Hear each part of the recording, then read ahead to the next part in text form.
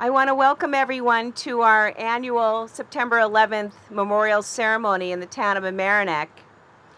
And it's hard to believe that it's September 11th, 2015.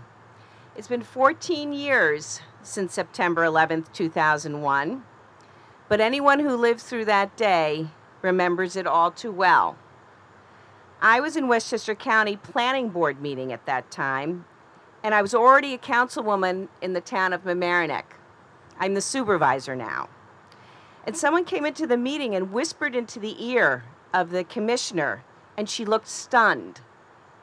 A few minutes later, another person came in and whispered into her ear again. And this time she stopped the meeting and she told us what she'd heard. So we ended the meeting in confusion and distress. I drove straight to the town center while I was listening to the radio, and the news was unbelievable. When I arrived at the town offices, I went to see Town Administrator Steve Altieri to ask about our emergency responders. I instantly started to cry as I spoke because I was overwhelmed with concern for the safety of our community. We were proud that our fire, police, and ambulance departments responded, and very, very thankful that they were not in harm's way. But tragically, 12 residents of our community were killed in the terrorist attacks that day. We're here today with deep appreciation for our fire, police, and ambulance service members who work every day to protect us, and to remember those residents that lost their lives on September 11th, 2001. I hope that this ceremony brings us together in peace and helps us heal a little more. Our short program today includes members of the clergy, elected officials, Girl Scouts, Boy Scouts, veterans, and the emergency responders. I want to thank all of you for being here today and coming together to help us heal a little more and to be together in peace.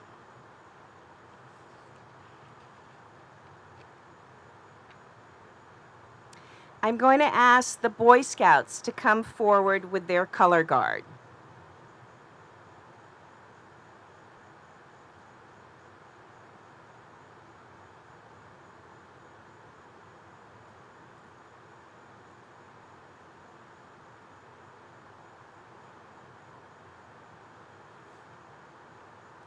Thank you.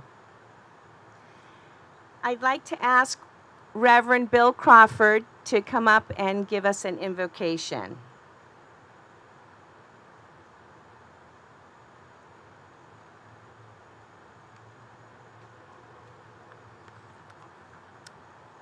Friends, let us pray. Lord, source of life, creator of all that is, from out of the depths we call unto you. In this age, in the face of terror, and in these moments of remembrance, we remember. Along with the crash victims in Schwenksville and at the Pentagon, we remember two towers tall and shining and strong, never more brilliant than on that morning. Just before the fireball and the dust cloud and the raining debris, towers that tumbled, attacked by evil, towers buckling and bearing our humanity, CEOs and cleaning women, firefighters and police, secretaries and custodians, brothers and sisters and mothers and fathers, 3,000 people in death. Among them our neighbors here, 11 friends here no longer, parents of 18 children, children who are growing up among us. We remember them, along with those who gave their lives in acts of first responding and rescue and recovery, in courage and selflessness and sacrifice for others. We remember, and as we do, may we be strengthened in conscience and compassion, with passion and purpose for the best aspirations of the community we share, here in and for America and the world about us, in the spirit we share. Amen.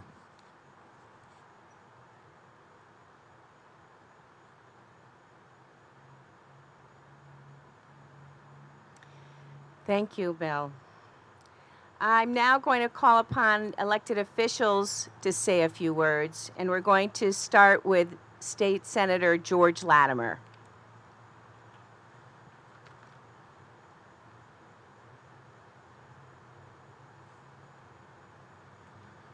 These days, when I turn on the television set, I don't know if you agree with this, but I don't really see very much on TV that I want to watch.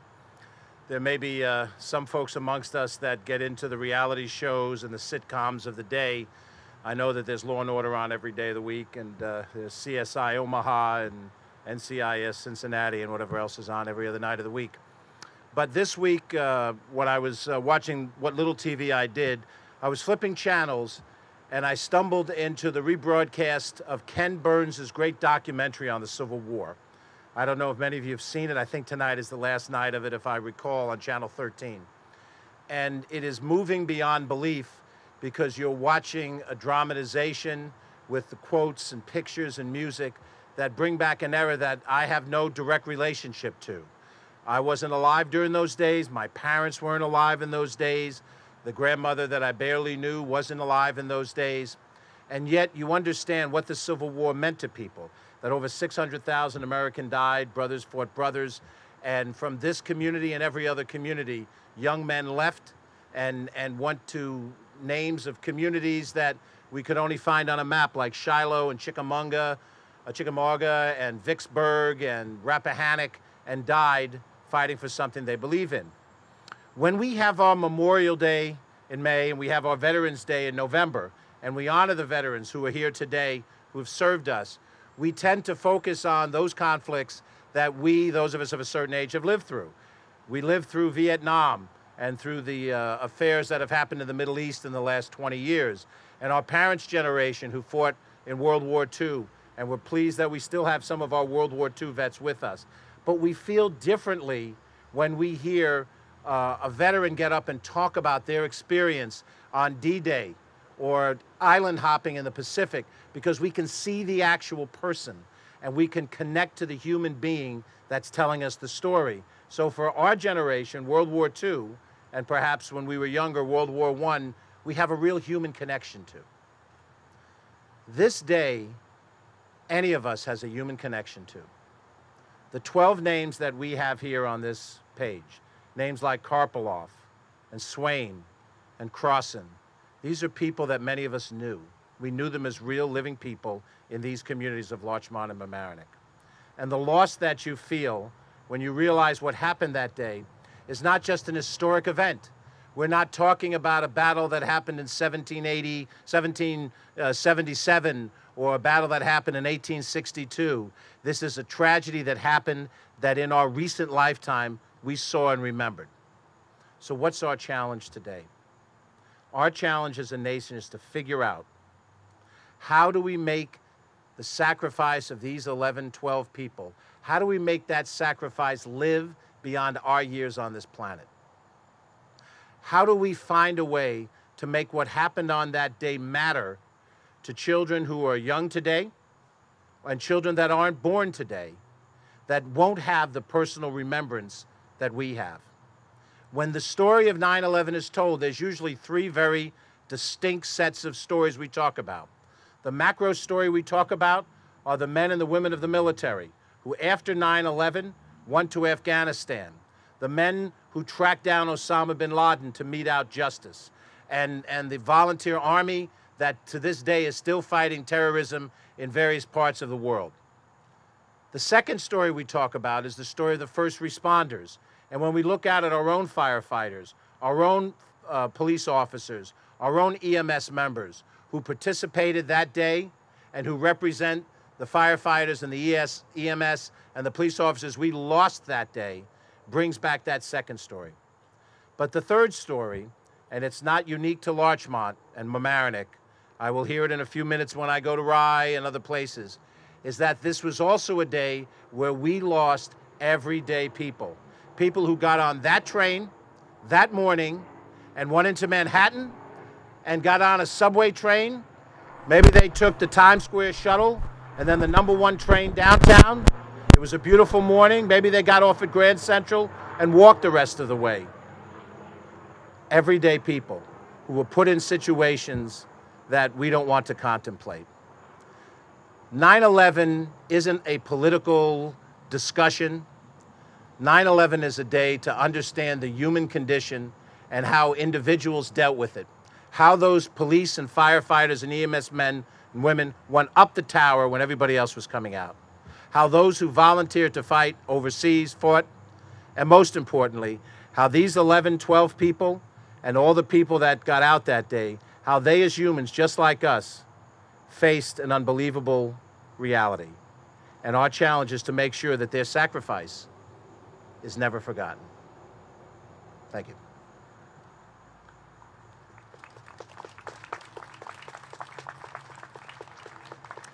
Thank you, George. We have State Assemblyman Steve Otis and County Legislator Catherine Parker listed on our program next, but I heard from Steve Otis yesterday that he was invited to a private reception with the families of those people who lost loved ones in Rye at this exact same time. So he felt that he had to be with them, and he wanted me to send his regrets because he would have liked to have been here too.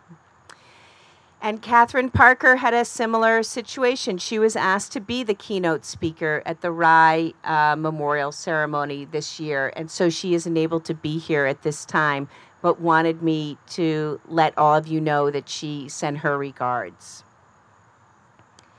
So now we're going to move on to our local officials, and we have Mayor Ann McAndrews from the Village of Larchmont here.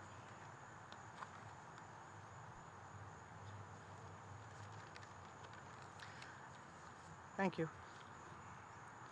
Well, once again, 9/11 has arrived, and many of us wearily face the passage of time, the awful loss, and remember to try to find today's significance in our own lives and in our nation's life. And thinking about an event that happened now 14 years ago, an age without Facebook, without YouTube, without selfies. Today's youth, that means all of you Girl Scouts and Boy Scouts and younger brothers and sisters who are here, must think it was a very different time. But really, it wasn't. The virtues exhibited that day, 9/11, duty, devotion, and sacrifice. Those virtues exhibited that day, 14 years ago, a time when you can hardly remember, those virtues are timeless.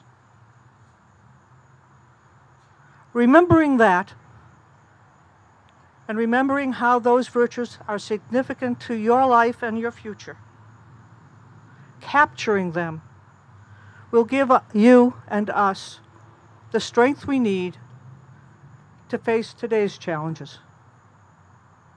Duty, devotion, and sacrifice. Thank you.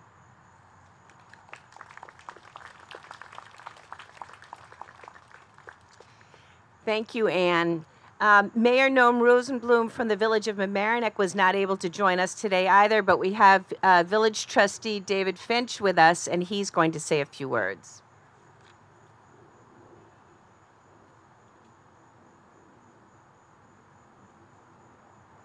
Needless to say, these are not prepared words, so I run the risk of saying not always the exact accurate thing because I wasn't able to write them down. But listening to George and bringing this occasion and how we look at it into a greater historic perspective as we look back at the great events that affected our families, our country over the last hundreds of years, led me to believe, to think that there's a fourth way that we will be looking at this event. And it's as time goes by, it's probably the one that we will start to realize more often. With the fall of the Berlin Wall after we had been at war. Yes, a Cold War, but it was at war. For 45 years, 40 years. We had 10 years of doing what we like to do, which is come back into ourselves, lead our lives, be comfortable, celebrate, and not have to really worry about our relationship with the rest of the world and what's happening. 9/11 destroyed that. 9/11 took that away from us. 9/11 dragged us kicking and screaming and crying back into the rest of the world. And if we look at what we've been involved in over this last 14 years, you can see the realities of the world struck us and struck us hard. And I believe that as time goes by, we will start to understand that's another dimension of the tragedy of 9/11. Thank you.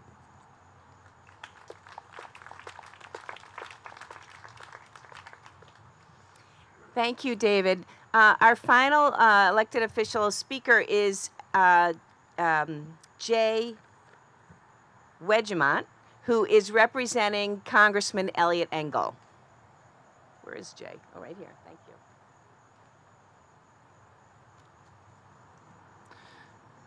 Good afternoon, everybody. I'm Jay Wedgemont. I'm a representative from Congressman Elliot Engel's office in Mount Vernon. It's a privilege being here, and my boss is coming back from Washington right now, so unfortunately he sent me in his steed, and I have prepared remarks. So,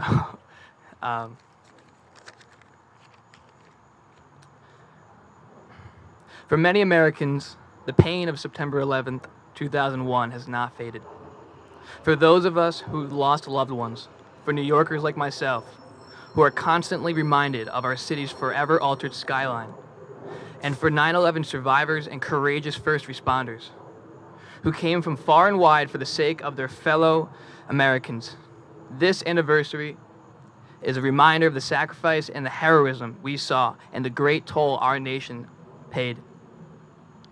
The selflessness and valor of the heroic men and women who sacrificed their own well-being to help in a dire situation is exemplary of our nation's spirit.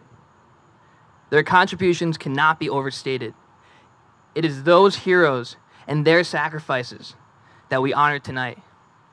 Thank you all for helping to preserve this memory, and God bless America. Thank you very much.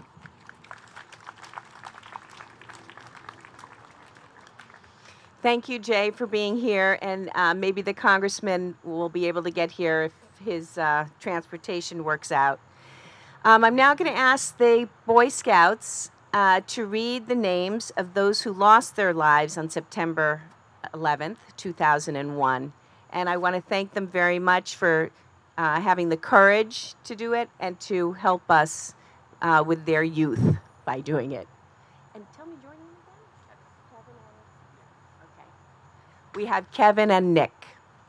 I'm going to stand right here.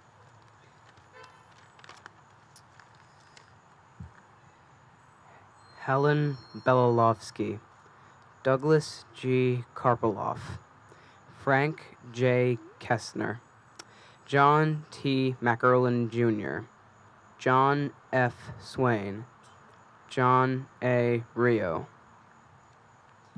J. Howard Bolton Jr., Edward H. Luckett, Christopher T. Orgielewicz, Maurice P. Kelly, Helen Crossan Kittle, Patricia Helen Kittle.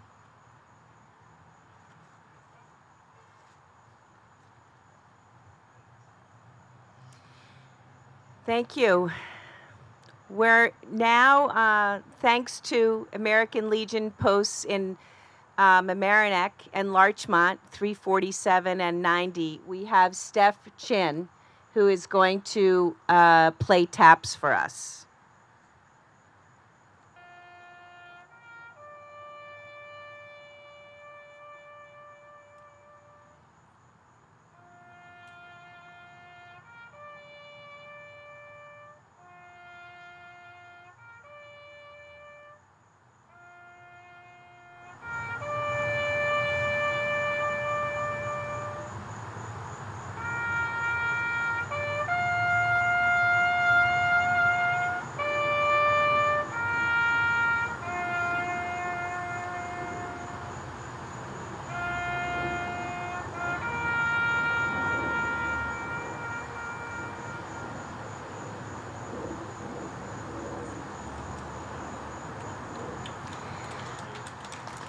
Let's have a moment of silence now.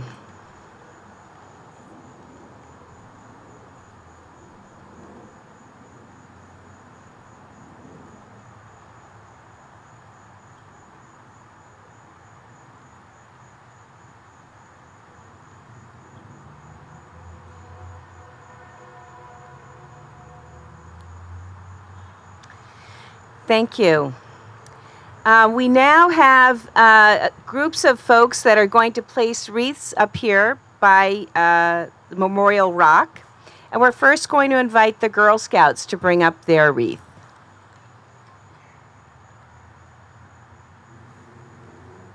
Here we go.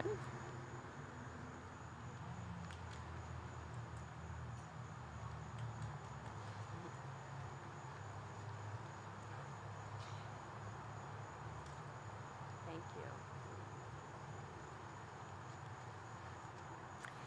The Town of Mamaroneck Fire Department and Police Departments.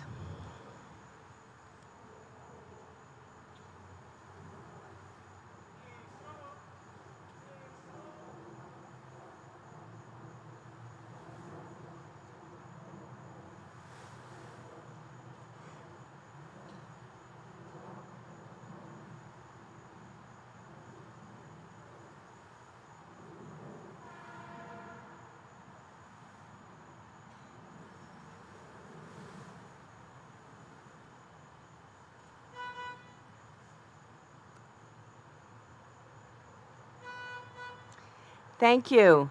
The Village of Larchmont Fire Department and Police Department.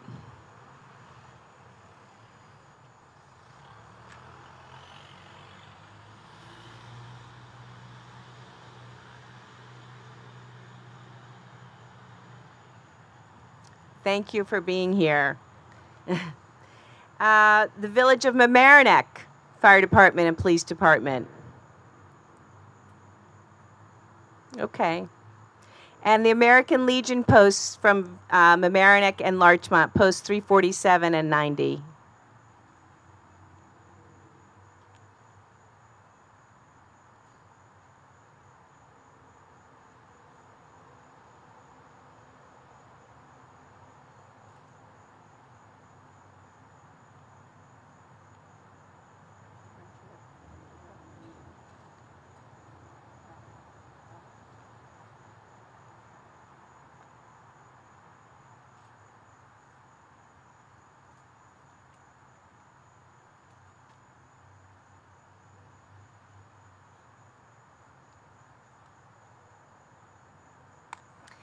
Thank you. Now the Girl Scouts are going to come up and sing America the Beautiful.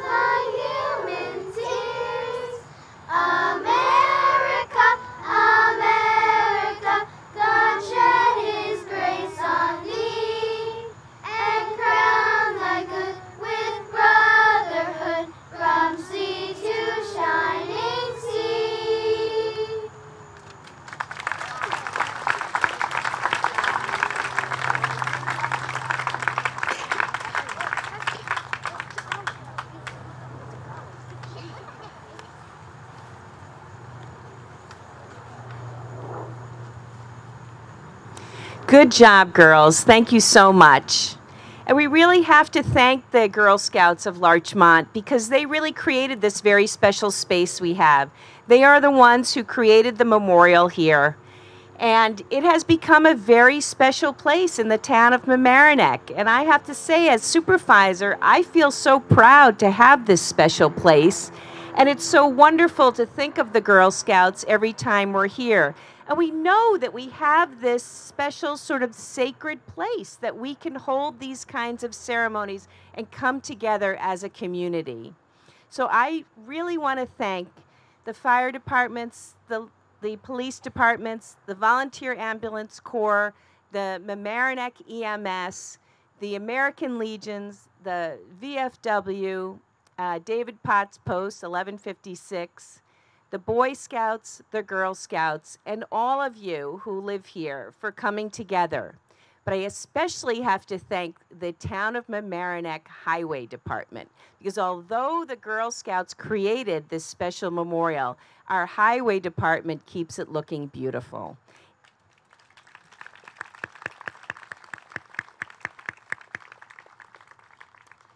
I also want to thank all the members of the town board that are here today, Ernie Odierna, Jane Elkind-Eny, and Tom Murphy, members of the Village of Larchmont board, Peter Finelli and Marlene Colbert, and Lorraine Walsh, and all of you for participating today, because it really means so much to all of us, and I think it really does help us come together to heal. So now I'm going to ask Rabbi Jeff Serkman to come up and give us a benediction.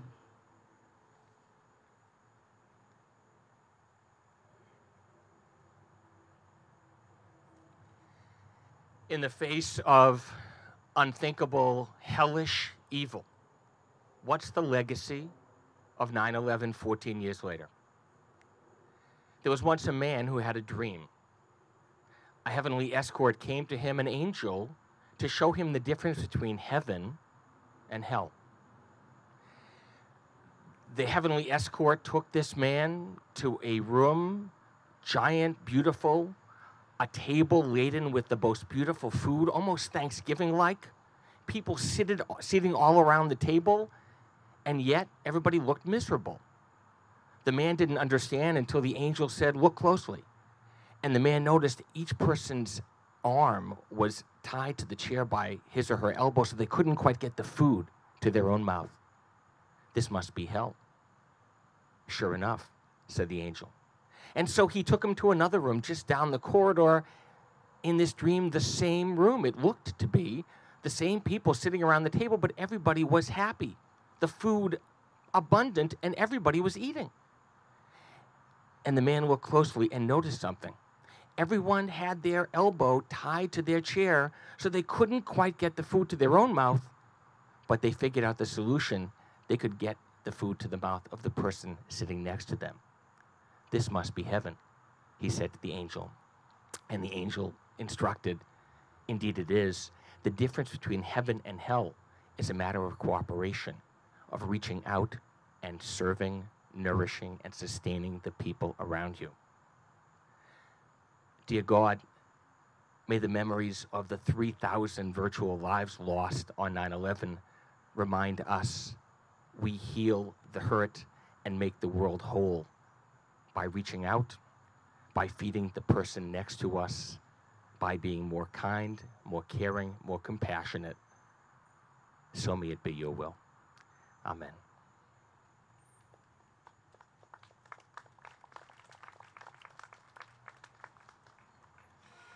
Thank you, Jeff. That concludes our ceremony today. And again, I just want to thank all of you for coming, especially those emergency responders and our veterans who we owe such a great debt of gratitude, and we are here with and support you with such great appreciation. So I hope that everyone has a wonderful evening and a lovely rest of the year. Thank you.